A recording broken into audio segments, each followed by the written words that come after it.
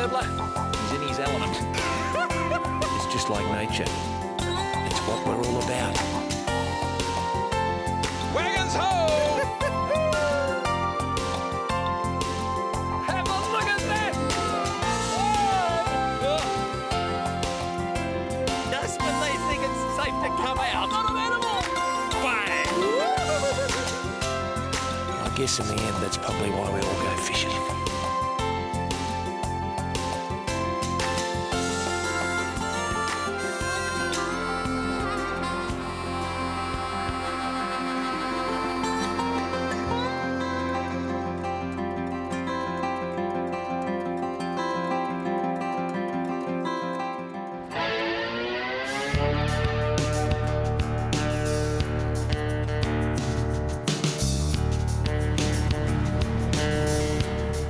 Wagons, ho! Come on, Rex, we're running late, mate. Give me a break, mate. I had to get off the flight, get back, have a shower, have a sandwich, get changed, mate. I tell you what, take it easy. This is the land of relaxation. Not when we're fishing, mate. We're keen, we're out there. Garry Crombie's our man from Oblivion Charters, folks. And quite seriously, the folks are keen, the crew's keen, I'm keen. What do you got in store for our half-a-day trip today? Mate, we're going to run out to the drop-off, the deep drop-off, fishing in about 100 metres of water. All sorts of species out there. Can do a little bit of trolling, some deep work. We're just going to go out there and try our luck, mate. See what happens, folks. Time to fish with two dogs. It's great to be back. Come on, son.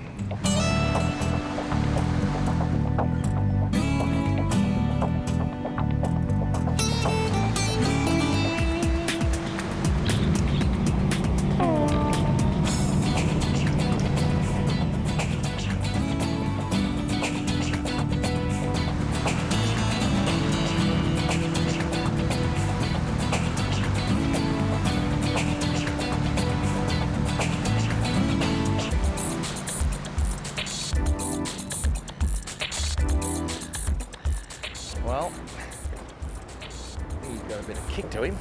He doesn't want to come and see me, but there's a long, long way to go, baby. We are 3 nautical miles west of Lord Howe Island in around about 160 metres of water. Now, that is a long, long way, folks. It's almost the size of a football ground in Australia.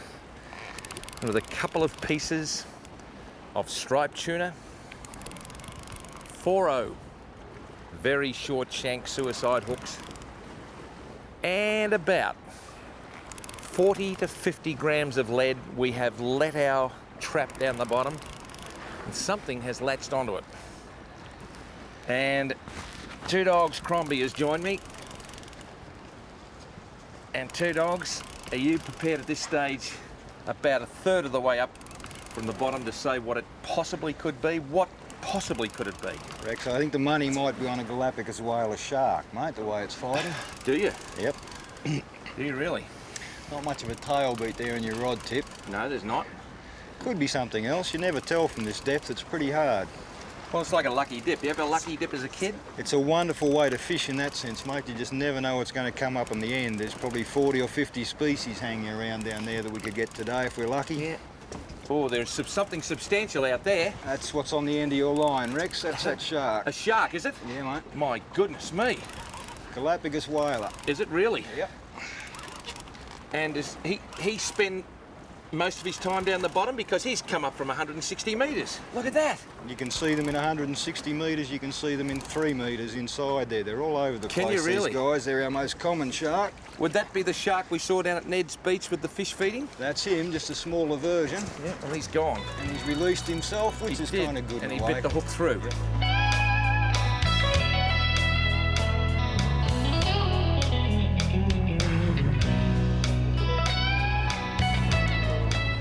Almost any bait will do in these situations, because you just got to understand it. You've got bottom feeders, and they'll feed on what's on the bottom. Coral, bits of weed, the wrasse family, all that sort of stuff. Other species will go for the crustacea that is down there. Little crabs, tiny little ghost prawns, that sort of thing. But the old striped tuna, commonly called a stripey, officially called a skipjack tuna. He's oily. He is one of the best baits around. It's soft. It's very, very nice to taste. And the skin, Well, it is just enough adhesive to put the hook through, and that's the bait, and hopefully, oh, something will grab it. It smells okay.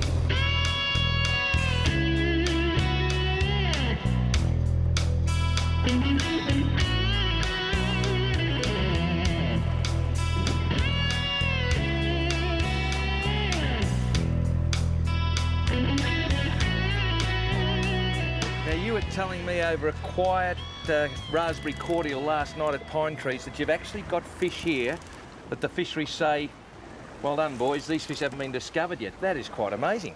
Prior to a couple of years ago, there'd only ever been one specimen of these fish taken. I can't tell you a common name for them because they don't have a common name. Yeah. And they've got a scientific name that would take a very special kind of person to pronounce. I can't say it. Is that a fact? But interesting fish. Since then, we've caught about a dozen of them. They're And only that fish found has in this let go. area. One of them did anyhow. I've still got another one, but I reckon I had 2 fish on, and this is a more lightweight type of fish, but the big fish I had on has actually, it just, well, I don't know, it bit me off or... Sometimes once you get to a certain depth, they start to float a little bit, and they'll actually float off the hook, I've got a bit of colour here, and this is only a tiny fish, but I can tell you now, the fish that I had on with it was substantial, and I've been bitten off again. Bitten off. Darn. So that probably was a shark as well, was it? Might have come in and taken your fish, Rex. They'll Oh, often I do it. see. They'll often do it. I mate. see. So sharks are predating on what you're bringing up. Yep. They're picking it off halfway up, unfortunately. He might have mate. had a bit of a fright too. Look at the scales on the Looks side like of him. someone's tried to eat him, doesn't it? It does. He's had a really nasty shock, that guy. Pretty fish, aren't they? What is it? They're a type of pigfish.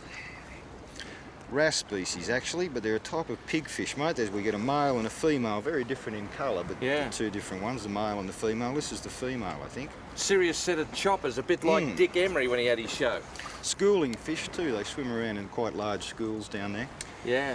Lots of them. Lovely to eat, these little fish. Like a lot of these bottom species, they've got really superior flesh to them.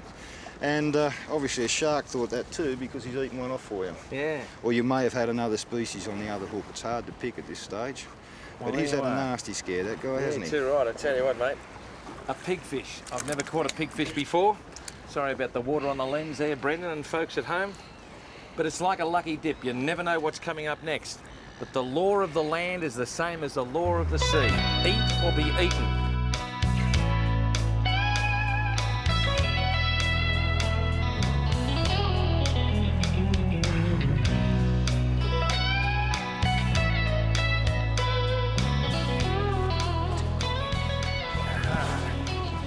Inquiry. Someone knocking on the door. Well, he grabbed it after a while, Gary. Just a little bit of weight, and just gave it to him, and he just said, "Thank you very much." We appreciate his efforts. And we do. We've got a bit of a kicker here. He's just not a.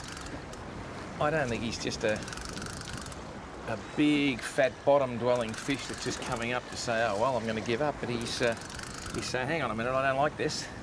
He's a better fighter, this bloke. Rex took a little bit of line for you there He before. did, yeah.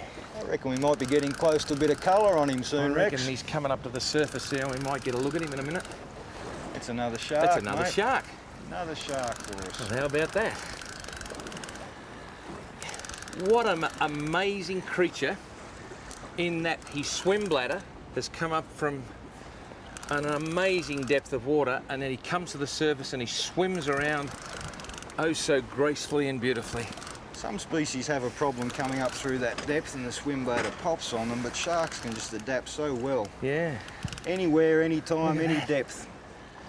Yeah. Look at him, just And- a nice little Galapagos whaler there, mate. Yeah, but the hook's pretty well in him. I'd like to get the hook out if I can, Rex. Prefer not to release fish with hooks in them, mate. We'll just see how we go here. Don't want to hurt him if we don't have to. Then again, I don't want him to hurt us either. No. That is a serious, serious amount of denture work there, isn't it? Oh, look at that. There he is, Rex. He's a nice little fish. He is, isn't he, mate? Is he 9 or 10 kilo? We go a little bit heavier than that, Would he actually. really? Rex, around the 10, probably, mate. Would he really? All right then. 10, maybe even a little bit more.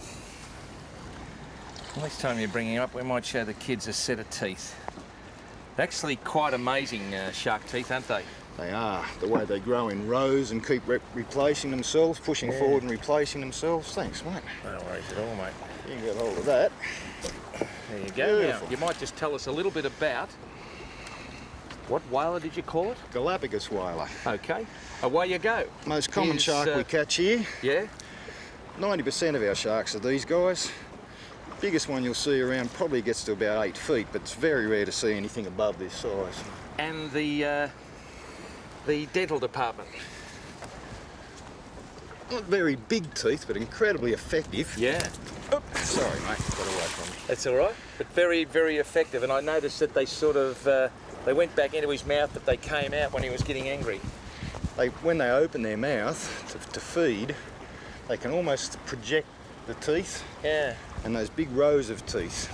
At the front, they've got the teeth they're using today. Yeah. Behind there, successive rows pushing forward all the time to replace any broken teeth. All right, now our skipper Dar says we're off that plateau. Will we do it again? I think we'll just go back and work that nice little 160 metre spot we've been getting a bit of action, Rex, yes. See if there's another fish for us there, folks.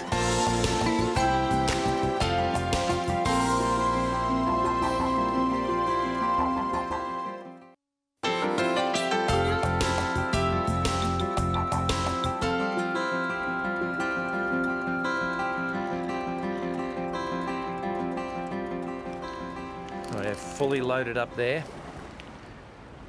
8, nearly 10 kilos of drag on a 15 kilo outfit, and that is, folks, fully loaded.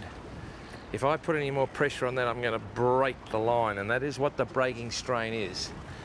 The breaking strain is that moment when the angler's patience is spent, and I have hooked something very, very substantial here. My guess is you got something about 40, 50 kilo on the end of that, mate. It's 100 pound in the old scale. Yep. All right. We might have to pick this up, folks, in about 1 second for you out at home, but in around about 25 minutes. So, folks, Bob's going to do a little dissolve and a little bit of a yibbity-yibbita tune, and we'll catch you in 25 minutes. It might be an hour.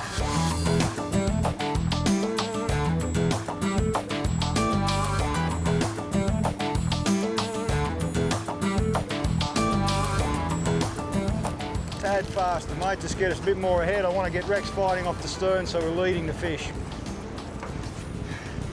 I think it's, how long? Over an hour now. Over an hour, so these last few moments, particularly when we getting near the surface, we're not going to rush this. We just want to show you these monsters of the deep.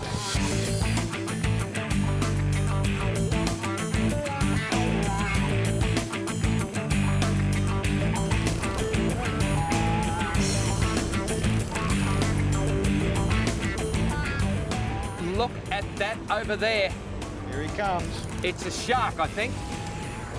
Not sure, It's mate, not. I don't think so. Oh, I think it's a shark. Crombie didn't perform like a shark for a lot of that fight, did he? Behaved very much like a big cod, mate, exactly like a big cod. Actually way too slow for a normal shark situation. Yeah. He's going to go when he sees us. He'll see the camera before he Ahead sees slow. me. He's going to go. There's no doubt about it. He'll go. Neutral. I think we've actually hooked him in the pectoral fin. That's why he hasn't bitten us off. That's exactly right. We're going to call in my underwater camera.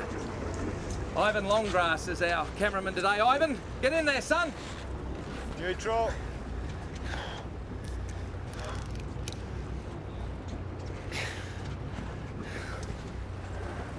Ah.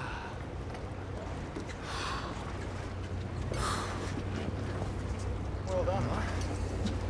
Well, we had a look at him, and he was Well only, he was going to be trouble once we got him on board. Like, you need experienced people to get sharks like that on board, but you're going to let him go anyhow. We're not far from where the South Pacific Ocean joins the Tasman Sea. And out of millions of square kilometres of beautiful, deep blue coloured ocean comes this wonder of the world. It's called Lord Howe Island. And Lord only knows, I suppose, how it became what it is today. 600 k's that way land, another 300 or 400 that way, and in the middle of the ocean, I found 2 dogs Crombie. Folks, quite seriously, you've been magnificent, my friend, and I look forward to next time I come back and I leave these people behind, because I'm paying them enough, and I can tell you what, they've worked very, very hard. But thanks for making our trip so worthwhile, because to me, I'm not disappointed it was a shark. I know the crew might be, mate, but it's just marvellous being here. Rex, shark, anything. Good fights, always satisfying, mate. Pity we're running out of time. Yeah, well, time wait for no man. And it's time for Wagons Ho, folks. It's been a great session again.